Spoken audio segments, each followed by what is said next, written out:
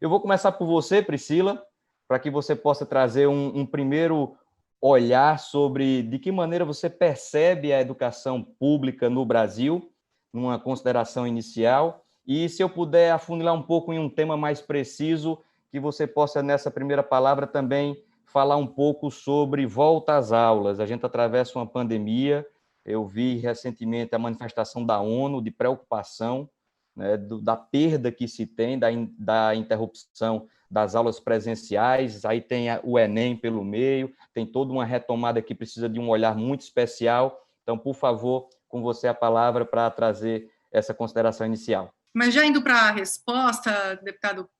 a gente está vivendo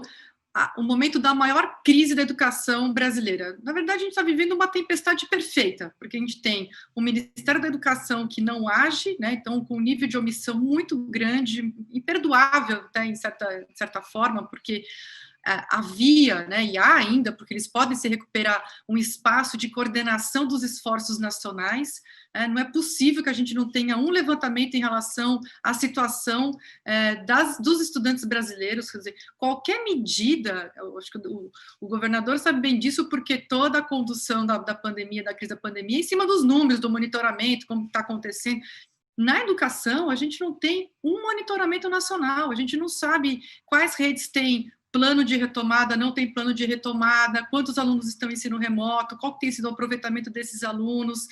como que cada secretaria pretende, diretrizes nacionais. Quer dizer, o estabelecimento de um gabinete de enfrentamento da crise, um gabinete interinstitucional e também interfederativo, deveria ser, assim, a grande obsessão do governo federal, só fazer isso, tentar dar as mãos para os governos estaduais e municipais e conduzir essa articulação, que não significa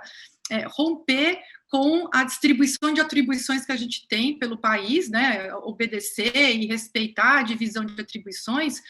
mas estar ao lado, fazer essa coordenação nacional. Por isso que a discussão do Sistema Nacional de Educação é tão importante. A gente tem um SUS, a gente tem um SUAS, a gente tem o Sistema Nacional de Segurança Pública, a gente não tem um Sistema Nacional de Educação. Nesse período de pandemia, teria feito a maior diferença a gente ter um Sistema Nacional, mas vamos à busca disso, né, deputado? Acho que a gente tem que aí buscar o Sistema Nacional, que é fundamental. Então,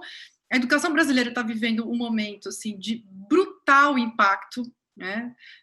na aprendizagem, na evasão potencial, no aumento da desigualdade. E o aumento da desigualdade, ele acontece em várias dimensões, né? Entre públicas e privadas, por conta das condições que as famílias das privadas têm, não pela qualidade da educação pública, mas é porque as famílias têm mais condições do que as famílias que estão nas escolas públicas, entre sul-sudeste, entre as redes estaduais e as redes municipais estão com muito menos aulas remotas do que as redes estaduais. E também a gente não pode deixar de lembrar, a nossa geração Covid, a brasileira, ela vai ficar mais atrás do que a geração Covid dos outros países, porque os outros países enfrentaram mais, né, mais fortemente, principalmente os asiáticos, a própria pandemia. Então, isso conseguiu fazer com que as escolas reabrissem. Aqui no Brasil, enquanto não tiver um controle da pandemia, pelo menos em patamares menores, é muito difícil, as famílias não vão levar os seus filhos para a escola, né? Não tem confiança para isso, tem medo, a gente precisa entender esse medo das famílias, dos professores, mas sem esquecer que o impacto na educação é gigantesco, a gente não pode simplesmente dizer, olha, isso aqui pode esperar, quando tudo estiver perfeito a gente volta para as escolas, também não dá para dizer isso, precisa controlar a pandemia, quando a pandemia estiver numa situação já decrescente, já mais controlada, tem que pensar sim nesse retorno, porque o efeito para essas crianças, principalmente as mais pobres, é brutal.